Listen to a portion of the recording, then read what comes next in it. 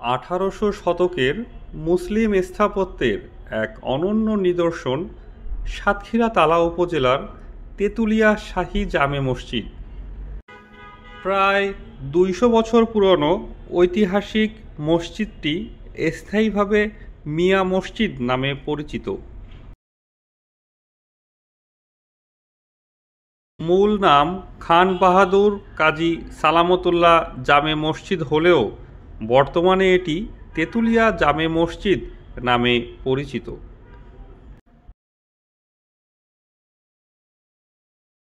মসজিদটি দেখতে টিপু সুলতানের বংশধরের আমলে তৈরি বিভিন্ন স্থাপনার সাথে সামঞ্জস্যপূর্ণ।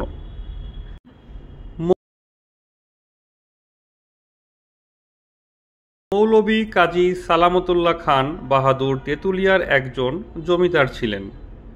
তিনি ঊনবিংশ শতাব্দীর মাঝামাঝি সময় ব্রিটিশ শাসন আমলে ডেপুটি কালেক্টর এবং ডেপুটি ম্যাজিস্ট্রেট ছিলেন।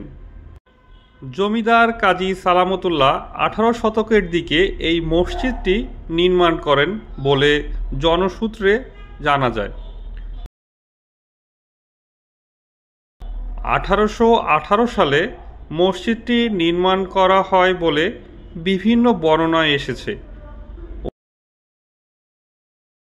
মসজিদটি খুলনা পাইকগাছা সড়কের কোল ঘেঁষে তালা উপজেলা সদরের ২-৩ কিলোমিটার উত্তরে ১৮ মাইল অভিমুখে আঞ্চলিক সড়কের পাশে ১ একর জায়গা জুড়ে অবস্থিত।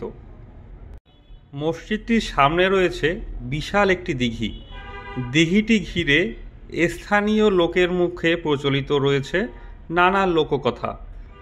লোকমুখে প্রচলিত আছে এই দিঘির পানি কখনো শুকায় না, আবার কখনো কখনো হঠাৎ করে সোনার তৈরিকৃত বিভিন্ন বাসনকোসন ভেসে ওঠে দিঘির জলে। একবার কেউ তা চুরি করে। এরপর থেকে বৈশাখ এবং জ্যৈষ্ঠতে দিঘির পানি শুকিয়ে যায়। চুনসুরকি ও চিটেগুড়ের গাঁথুনিতে নির্মাণ মসজিদটিতে রয়েছে ৭টি দরজা। প্রতিটি দরজার উচ্চতা ৯ ফুট এবং প্রস্থ ৪ ফুট। ১০ বর্গফুট বেড়াবেষ্টিত ১২টি পিলারের উপর মসজিদের ছাদ নির্মিত। ১৯৮৭ খ্রিস্টাব্দে মসজিদটি প্রত্নতাত্ত্বিক অধিদপ্তর তাদের আওতায় নিয়ে নেয়। মসজিদটির ভেতরে ৫টি সারিতে ৩৫০ জন ও মসজিদের বাইরের চত্বরে ১৭৫ জন একসঙ্গে নামাজ আদায় করতে পারে। তেঁতুলিয়া বাজার ও গ্রামের ধর্মপ্রাণ মুসল্লিরা ৫ ওয়াক্ত নামাজ আদায় করে মসজিদটিতে। বর্তমানে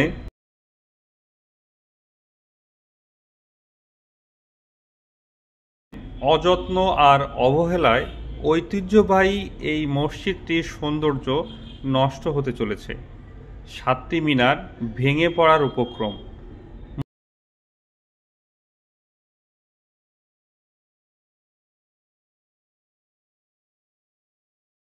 মসজিদটির ফ্লোরে ও পশ্চিম পাশের দেওয়ালের উপরের অংশ ফেটে পড়েছে।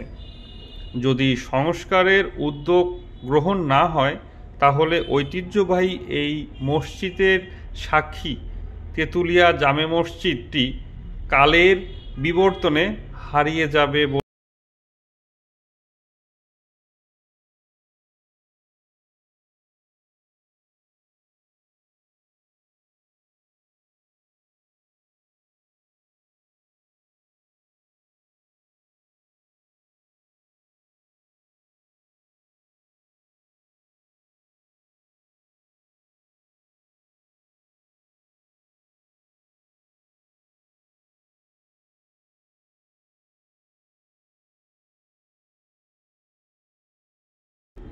মসজিদ বাউন্ডারি এরিয়ায় বহু অজানা ব্যক্তির কবরের চিহ্ন থাকলেও সেগুলো অরক্ষিত।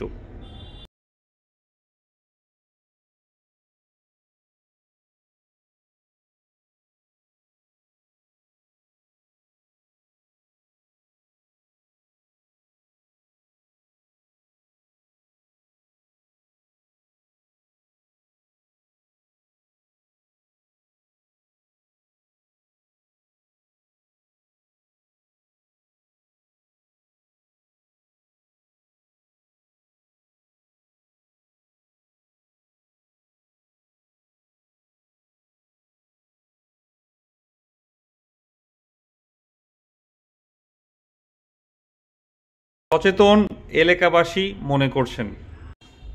মসজিদটি একসময় সমতল থেকে বেশ উঁচু ছিল, বর্তমান অবস্থা সমতল ভূমি বরাবর।